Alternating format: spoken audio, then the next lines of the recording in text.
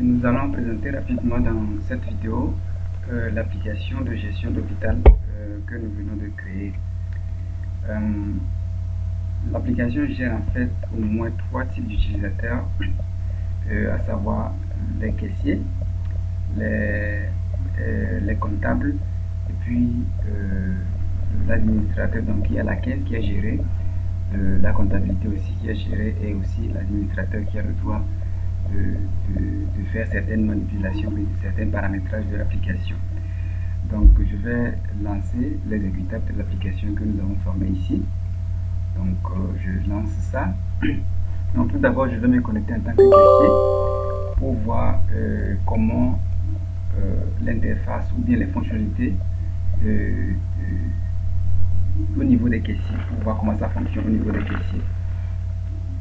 Donc ici, pour la première interface qui s'affiche, on doit se connecter. Lorsqu'un caissier arrive, il se connecte parce que l'application va être en réseau.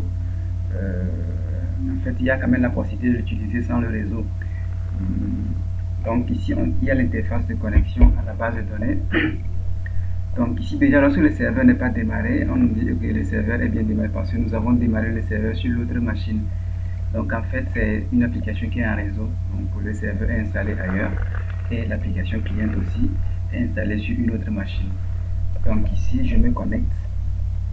Sergent, le mot de passe, et je me connecte. Donc après la connexion, après avoir cliqué sur OK, ce qui se passe c'est que quoi, tous les produits qui se vendent actuellement dans la base de données vont être chargés. Toutes les recettes qui ont été effectuées depuis qu'on a commencé par utiliser l'application vont être chargées. En fait, tout ce qui est dans la base va être chargé pour que le caissier puisse avoir accès. Donc ici, on attend l'affichage maintenant des données. Étant donné qu'il y a plusieurs données, des milliers de données dans la base, ça prend un tout petit peu de temps avant de venir, mais c'est rien. Voilà, nous avons ça. Voilà l'interface des caissiers. Ici, nous avons les menus de l'application, fichier, on peut paramètres de la date, quitter l'application, sauvegarder la base, etc. Il y a certaines actions qui sont grisées, donc ça veut dire que les caissiers ne peuvent pas avoir accès. Voilà. Et à propos aussi de l'application, voilà. Ici, les boutons qui sont en vert sont les seuls boutons que les caissiers peuvent utiliser. Ok, donc le caissier peut faire des recettes, il peut aussi ajouter des rubriques, c'est-à-dire des produits dans la base. Ici, il y a les recettes, la liste des recettes que le caissier a effectuées, c'est-à-dire les ventes de produits qui ont été effectuées au niveau de la caisse. Voilà. Donc quand on clique sur une recette, on voit les détails de cette recette-là, à ce niveau. Il y a aussi la liste des rubriques qui est l'ensemble de tous les produits qu'on vend actuellement dans la pharmacie. Liste des patients, tous les patients qui sont venus acheter des produits, leur nom est automatiquement enregistré dans la base. La liste des utilisateurs, oui, ici, c'est juste l'ensemble de tout le personnel qui utilise l'application. Voilà, leur nom, prénom, leur groupe, s'il s'agit de l'administrateur, du caissier, d'un pharmacien, etc. Leur login et mot de passe. Donc ici, je ne peux voir que mon login et mon mot de passe. Ici, nous avons l'état des recettes et dépenses. Recettes et dépenses, donc tout ce qui se vend. Donc à la fin de la journée, le caissier peut faire sortir son état. Voilà. Et ici, l'état du stock global aussi, avec des statistiques en bas. Voilà. Et ici, nous avons une petite statistique concernant le nombre de patients total que nous avons enregistré et le nombre total d'utilisateurs. Nous avons actuellement 10 utilisateurs dans l'application. Maintenant, on va aller rapidement parcourir les fonctionnalités de base que le caissier peut effectuer. Donc, le caissier, principalement, lui fait des recettes, il vend des produits à la caisse. Bon, il donne des factures aux patients et ensuite ces patients prennent ces factures-là et vont à la pharmacie pour acheter le produit. Voilà, donc, on va essayer de parcourir rapidement ça. Je clique sur recette. Quand un patient vient pour acheter, il passe d'abord à la caisse et le caissier va faire ceci, il va essayer de délivrer une facture voilà, bien reçu concernant les produits que le patient veut acheter. Donc je clique sur recette et là j'ai l'interface là. Ici nous avons la liste de tous les produits actuellement dans le stock de la pharmacie. Voilà, donc ici je vais prendre deux produits, je vais changer la quantité, 5, voilà. Donc ici, s'il y a une assurance, je vais cocher ça, je vais mettre OK, assurance INAM, le montant, la part que INAM va régler sur cette facture. Donc supposons que INAM va assurer 2000 francs. Donc il reste à payer par le patient 11 175 francs. Maintenant, on va choisir le nom du patient si il existe déjà. Donc si nous avons une liste de patients déjà enregistrés dans la base, mais si c'est un nouveau patient, il faut juste saisir son nom et prénom ici. Je vais saisir quelque chose, TT, Coffee, H2, ok, voilà, homme commerçant. Maintenant, une fois que tout est rempli, c'est très facile, il faut juste enregistrer la facture et on me dit ok, la facture est bien enregistrée. Et là, je peux imprimer en tant que caissier, j'imprime. Ici, je n'ai pas l'imprimante ici, donc on va l'imprimer directement en PDF pour qu'on puisse voir comment ça apparaît. Donc, je clique sur Print.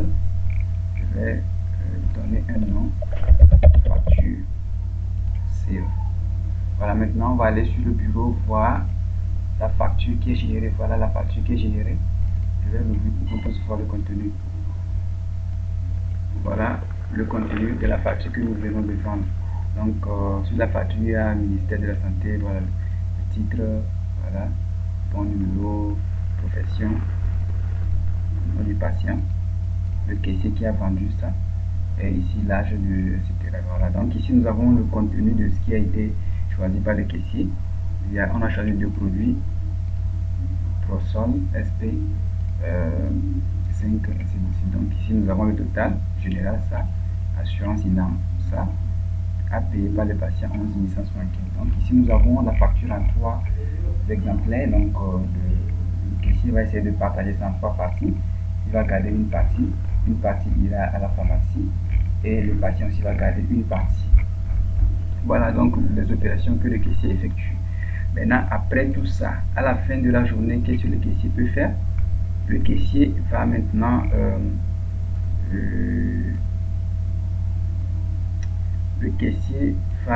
faire sortir son état de la journée. Voilà, donc quand on vient ici, je vais faire sortir l'état de la journée du 27.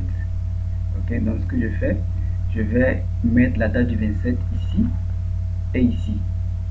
Donc je copie et je remets 27 ici aussi. Donc on me fait sortir exactement tout ce que j'ai eu à vendre le 27. Voilà. Donc j'aurais fait un test entre temps avec ce produit là. Donc voilà tout ce que j'ai vendu en tant que caissier aujourd'hui le 27. Donc je peux faire sortir cet état là en cliquant directement sur imprimer l'état, ou je choisis d'abord mon nom, caissier, voilà le caissier Serge, voilà, et là je peux faire sortir l'état. Voilà, j'ai maintenant l'état, la date, et nous avons tous les produits qui ont été vendus avec la quantité totale en bas, valeur, assurance, ainsi de suite. Voilà. Donc, on va passer rapidement à la partie comptabilité de l'application. Donc, je vais fermer, je relance. Je vais me connecter en tant que caissier comptable pour voir maintenant les fonctionnalités, mais comment gérer la partie comptabilité de l'application. Donc, on attend toujours le chargement. Au lancement de l'application, c'est un peu là, mais dès que tous les produits sont chargés de la base, c'est fini. Voilà. Donc actuellement, il y a deux machines qui sont en réseau. J'ai installé ici la partie client, et de l'autre côté, sur l'autre ordinateur, j'ai installé le serveur. Voilà, donc ici, nous sommes connectés en tant que comptable, et on va remarquer ici que nous avons un seul bouton activé pour la partie comptabilité. Voilà, donc le comptable ne peut pas faire des recettes, il peut faire sortir de l'argent pour qu'on puisse faire des dépenses, acheter des choses, mais il ne peut pas faire de recettes. Voilà, donc nous avons une liste des dépenses, okay, liste des recettes toujours. Donc la comptable aussi peut directement dans son bureau voir ce qui se fait au niveau de la caisse.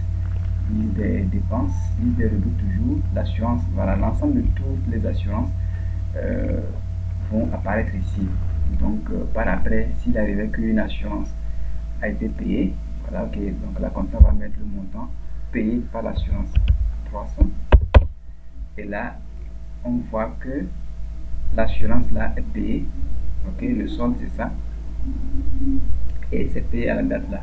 Supposons que c'est ce montant, 4388, mais que INAM nous a réglé 4000 là.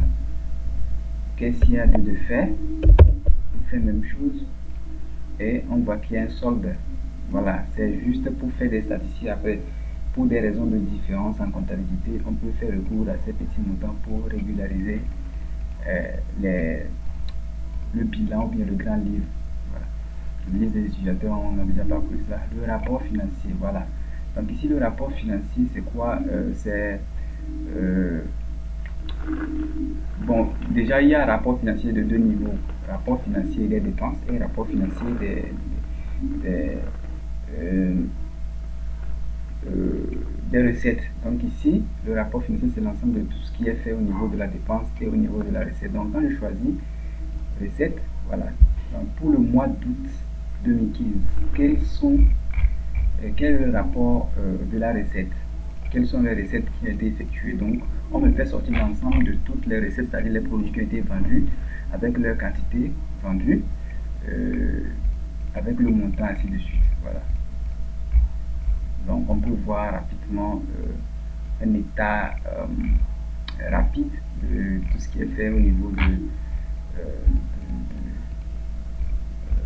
de la caisse. C'est-à-dire, voilà, ici quand on prend les mecs, c'est une catégorie. Donc l'ensemble de tous les produits maigres, l'ingénierie qui ont été vendus, c'est ça.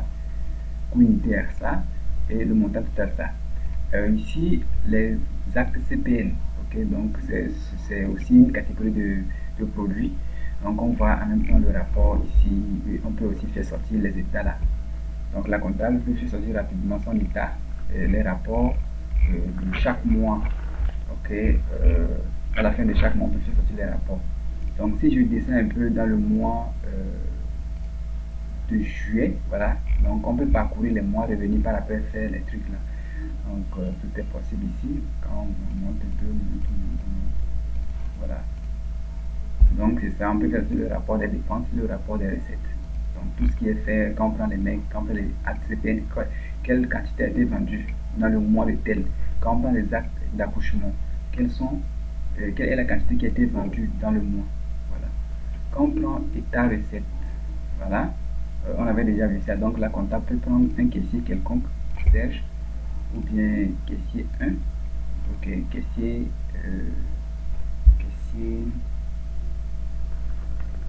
Amen.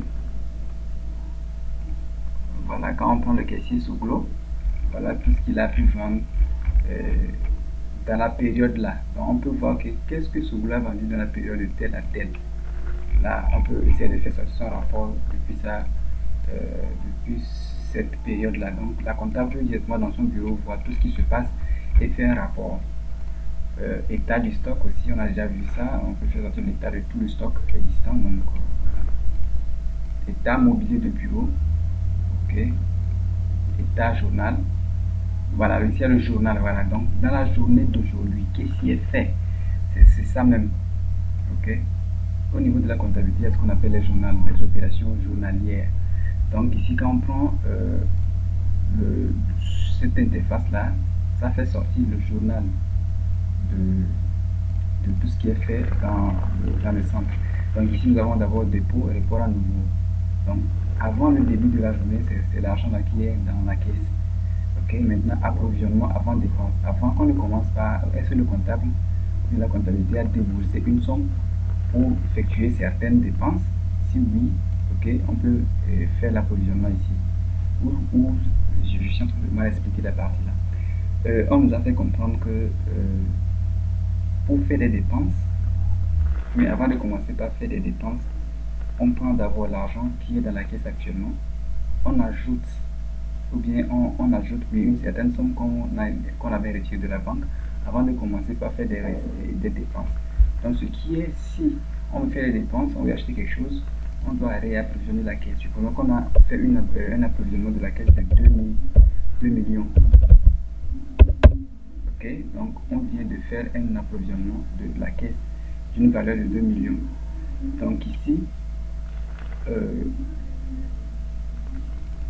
Cette valeur ira maintenant modifier, voilà, cette valeur, ce que cette valeur va faire, cette valeur va s'ajouter rapidement à ce qui est actuellement ici, au report à nouveau, avant qu'on ajoute le montant de la recette actuelle. Et avec ça, on peut commencer par faire des dépenses dans la journée.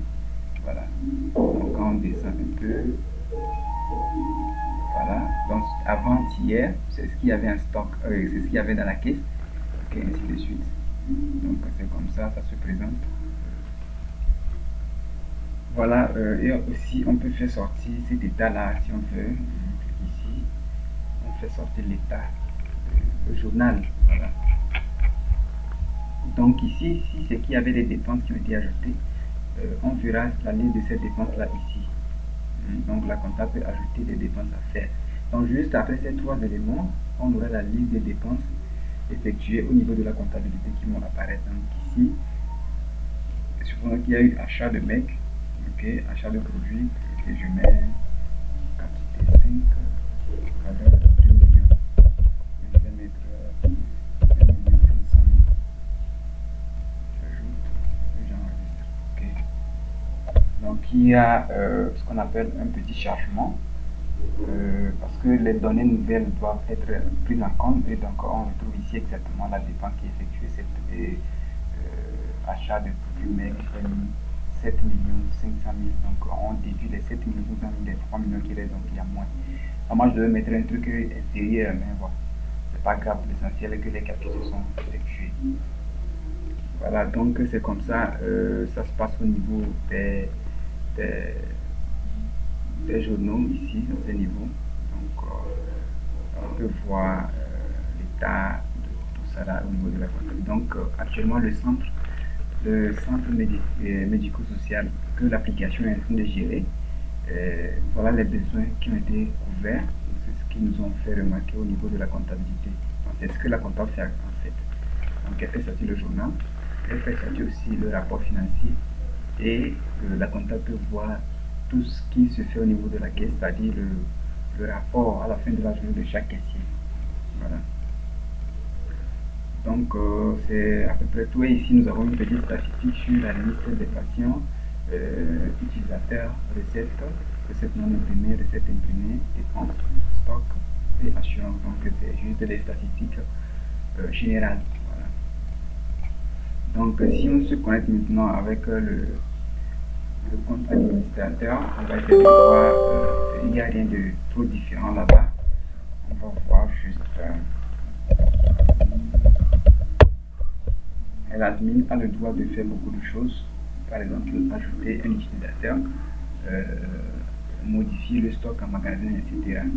Donc par après l'administrateur peut léguer ce droit de modification du stock à quelqu'un qu'on peut qualifier de gestionnaire de stock. Donc voilà, on va voir ce que ça fait exactement au niveau du stock.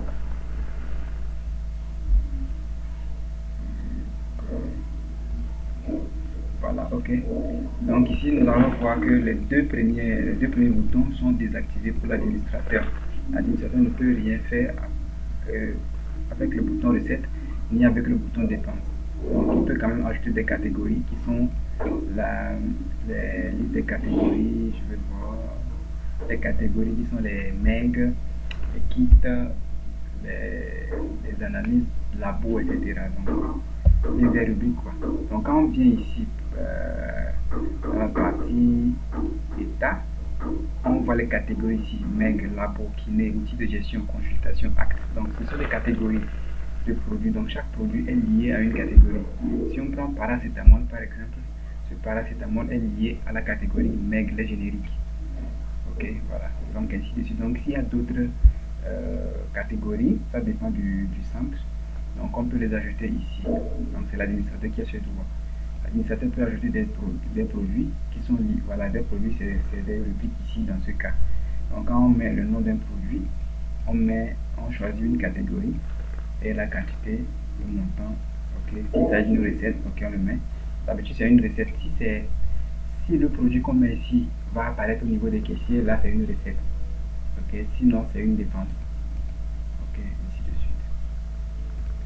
suite. Matériel, voilà, ici, ils nous ont fait comprendre que l'application doit gérer aussi le matériel qui est utilisé dans le centre, c'est-à-dire les papiers, rames, les picots, en fait, tous les petits matériels de bureau qui sont utilisés, on doit savoir, ok, dans tel jour, bien, dans tel mois, combien de papiers RAM la caisse a utilisé, combien de bics la comptabilité a utilisé, combien de tels éléments, bien de tel matériel, tel département du centre a utilisé. Comme ça, on peut faire des suivis. Voilà, donc ici, nous avons aussi les patients. On peut ajouter les patients ici. Les groupes, voilà, ici, actuellement, nous avons 5 groupes. Voilà, l'application gère au moins 5 groupes. Donc ici, nous avons admin, caissier, pharmacie, comptable, magasinier. Donc ici, nous avons les 5 groupes qui sont gérés actuellement par l'application. Mais dans la vidéo, on va juste parcourir les 3, c'est-à-dire administrateur, caissier et comptable. Pour les autres, bon, c'est pas trop compliqué, c'est pratiquement la même chose. Donc au niveau de la pharmacie, le pharmacien lui consulte seulement les produits pour voir s'il existe en stock ou pas. Au niveau du magasinier, c'est lui qui se charge de la modification des produits en stock. Voilà. Et ici, nous avons profession. Voilà, profession. Quand on veut vendre un produit à un patient, on choisit profession. Donc, l'administrateur peut ajouter ces professions-là dans la base en attendant. Voilà. Donc, actuellement, nous avons mis par défaut ces 16 professions. Donc, utilisateur de l'application. Voilà, c'est ici l'administrateur crée les utilisateurs. Supposons qu'on a engagé un nouveau caissier, donc l'administrateur a le droit maintenant de saisir et d'attribuer un login à ce caissier-là pour l'utiliser. Donc ici on met le nom, prénom, login, le groupe, s'il s'agit d'un caissier, on choisit caissier, le mot de passe du caissier. Voilà. Il y a aussi info centre. Quand on a imprimé tout à l'heure la facture, on a vu que nous avons quoi? Nous avons cette information CMS de Gomé qui est apparu quelque part sur la facture et aussi le numéro là. On va voir ce que ça donne ici. Voilà, donc ici on voit le nom du CMS du centre qui est actuellement qui utilise l'application. Donc l'administrateur va paramétrer cette partie là. Ok, et ici nous avons le numéro de téléphone. Donc tout ce qui est mis dans la partie info centre va apparaître sur la facture des patients. Voilà. Donc on peut changer si on veut. Donc on change et puis on clique sur OK. Ok, voilà. Voilà, donc ici l'administrateur aussi a le droit de faire sortir les états, et ainsi de suite. Ici et maintenant, quand on arrive au niveau des listes rubriques, l'administrateur a le droit ici, comme tout comme le gestionnaire de stock, de modifier la quantité en stock. Donc supposons que la quantité en vente au niveau de la pharmacie est finie. Ok, donc pour un produit quelconque, on peut maintenant ajouter ou bien retirer. Pour des raisons quelconques, on peut aussi retirer. Donc ici, on peut ajouter 25. Et ces 25, on peut dire que affecter le stock global. Si ces 25 produits affectent le stock global, c'est-à-dire que est-ce qu'on a pris ces produits depuis le stock? Oui, si oui, on fait ça et puis on fait OK.